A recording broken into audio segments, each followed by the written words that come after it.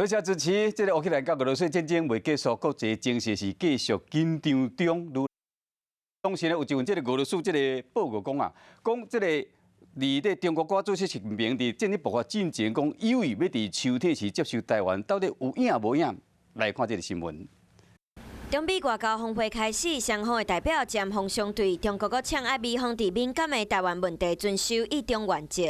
美国对台湾的这个支持是毋庸置疑的。中国对台湾的这个威胁，不管是口头上的威胁、外交上的威胁，或者是军事上的威胁，我们都知道。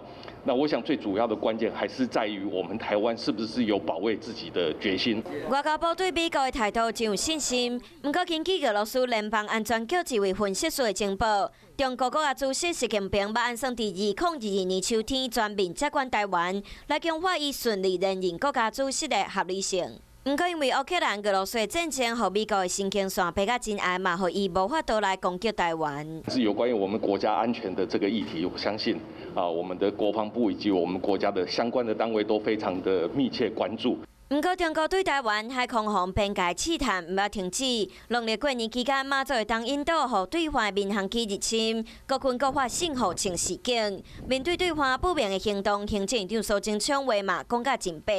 我们的飞弹有没有锁定？我当然锁定了啊，就是一有飞机，我们雷达侦测。所以讲白了啦，我们的难处就是。 不愿意开第一枪啦。面对两岸敏感的神经，台湾无愿意开第一枪。不过吴钊燮嘛讲，美国刷落来会宣布卖武器予台湾，外交国防家己拍拼，家己的国家也是要靠家己来守护。我是陈雅玲，想要跟我一起从零掌握天下事吗？赶紧按下华视新闻 YouTube 频道的订阅按钮，开启小铃铛，跟我一起探讨公共议题，给您最专业的华视新闻。